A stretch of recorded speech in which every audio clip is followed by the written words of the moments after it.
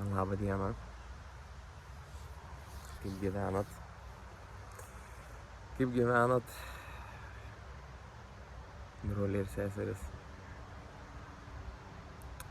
Sveikinu visus su nauju sezonu, su rudeniu, su grįžusiu tokiu darbymečiu. Tikiuosi visi naujom motivacijom, naujais tikslais. O šiandien yra rugsėjo 1 ir norėjau kreiptis šiek tiek į tėvelius ir mokinius. Pirmiausia, galbūt į tėvelius. Žinot, pasaulis, per paskutinius 3 metus labai viskas pasirodė. Pasaulis galbūt eina ne ten, kur mes čia norėtume iš pirmo žvilgsnio, bet pasaulis eina ten, kur jis turi eiti. Jis mumis stiprina, jis mumis spaudžia, jis mumis verčia prisimti atsakomybę už save, už savo veiksmus, už savo žodžius, už savo jausmus, už tai, kaip mes gyvenam, už tai, kaip mes auklėjam savo vaikus. Ir tiesiog verčia sąmoningėti, vienareikšmiškai. Stum mumis link to mąstymą, stum mumis link sąmoningumą. Ir ką pasakysiu tėveliam?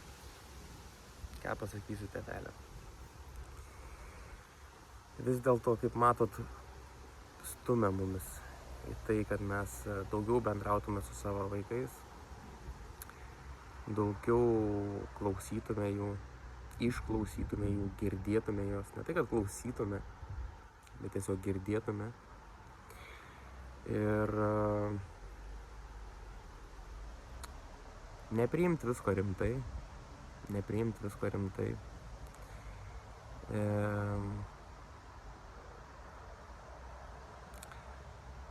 Visko bus per ateinančius metus. Matom, kokias filosofijos mokyklose jau yra propaguojamas. Ir šita vieta taip pat mumis stum link to, kad mes kuo glaudesnį ir stipresnį ryšį turėtume su savo vaikais, kad mes su jais kalbėtumėmės, kad mes su jais komunikuotume, kaip sakiau, kad mes juos tiesiog girdėtume. Tėveliai, nenusisukit nuo savo vaikų, domėkitės jais, domėkitės jų gyvenimu. Nors iš pažiūros, kai tu esi vaiks, tu nori tos laisvės, tu nori, kad nelystų prie tavęs tėvai. Bet iš tikrųjų galiu iš savo patirties pasakyti, kad geriau, kai rūpinas, negu nesirūpina. Geriau, kai tėvai rodo, kad rūpi jam vaiks, negu nerūpi ir daryk tu, ką nori.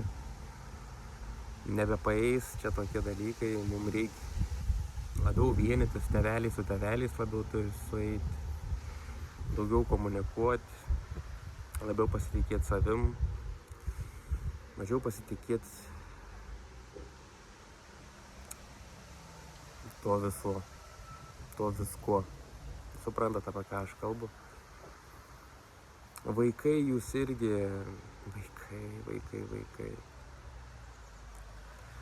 Vaikai, jūs irgi turit komunikuoti tarpusavį, laikytis labiau išvien,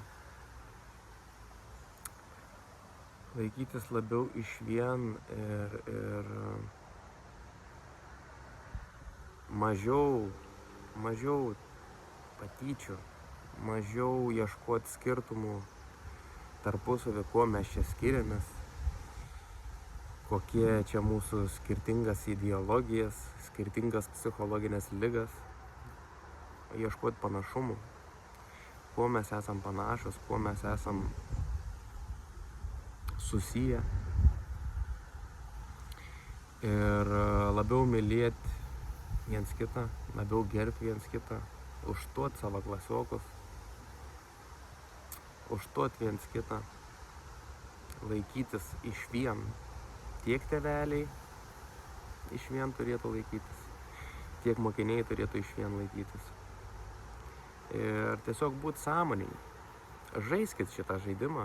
Suprantu, kai kurios sąlygas nėra pavydėtinos, vis tiek į mokyklą reikia eiti ir nebus taip, kad dabar ištrauksi iš tų mokyklų, visi dabar paims ir ištrauks savo vaikus iš tų mokyklų. Nu, nėra taip, nėra tokias sąlygas, reikia gyventi, tėvam reikia dirbti, išlaikyti šeimas ir panašiai. Taip, kad dar labiau glauskimės, dar labiau girdėkim viens kitą.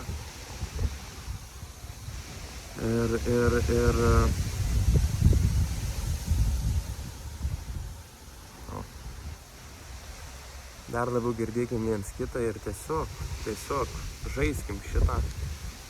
Nepriimkim nieką ten baisiai rimtai. Tėveliai, jūs šnekėkite su vaikais, jūs paaiškinkit situaciją. Jūs niekur, kaip ir nepabėgsi nuo tos informacijos, nepaslėpsi to vaiką, ką ten moka, kas ateina mūsų mokyklos ir panašiai. Tu tik tais gali iš savęs paaiškinti. Tu negali vaiką paslėpti nuo gyvenimo, negali jį kažkaip užkišti, ar ten kažką jam uždrausti, ar kažkaip tai ne. Visiškai pamirškit visus šitos draudimus, kažkokius tai. Net netinkams čia yra būt, spręsti situaciją, slėpti vaiką, kažko neleisti ar kažko drausti. Mes turim susėsti ir priimti, kad jie yra labai sąmoningas būtybės, vaikai yra sąmoningas būtybės ir mes galim su jais labai tvarkingai atsisėdę paaiškinti situaciją, paaiškinti, kas yra tas dalykas, kas yra tas dalykas, kas yra blogis, kas yra gėris, kas yra vyras, kas yra moteris, kas yra šeima. Paaiškinti, kodėl vyksta tai, kas vyksta. Jeigu mes, aišku, sugebam, aišku, patys irgi turim šviestis, patys irgi turim prisimti atsakomybę, patys irgi turim domėtis. Ir tiesiog neslėpti nuo pasaulio, o supažindinti su pasauliu ir tiesiog, suprantat, aš niekaip pat, jeigu aš savo vaikų turėčiau, aš niekaip negalėčiau jo paslėpti nuo pasaulio, paslėpti nuo kažkokių tai negražių filmukų, paslėpti nuo negražios informacijos, paslėpti nuo to velnio, ne? Nu, niekaip. Aš tiesiog jį galiu supažindinti, kad yra taip ir taip. Ir mes galim rinktis, ar mes norim taip važiuoti, ar mes norim taip važiuoti. Jeigu mes taip važiuosim, bus tokias pasiekmes, bet broli, čia yra tavo pasirinkimas. Aš tau padedu, aš noriu su tavim kartu būti, aš su tavim esu, aš tave myliu. Ir man tu svarbus esi, man tu rūpi. Ir mes viens kitam turim pradėti rūpėti šį sezoną. Turim pradėti ieškoti tos tikrą ryšį, tikros meilės. Ir mažiau tos tokios mokyklinės nesąmonės. Ir tiesiog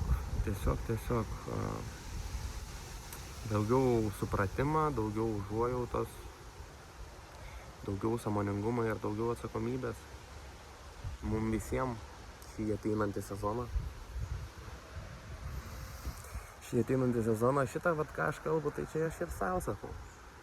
Taip kaip pati jumis tėveliai ir vaikai kreipiuos, taip ir aš pats savo šitos dalykus pasisakau. Ir gal ir nebus lengva, bet bus įdomu. Taip, kad laikykitės, pasitikėkit Dievu. Ir va. Ir pradedam naują sezoną. Su rugsėjo visus 1. Nu ir ką dar pasakyti?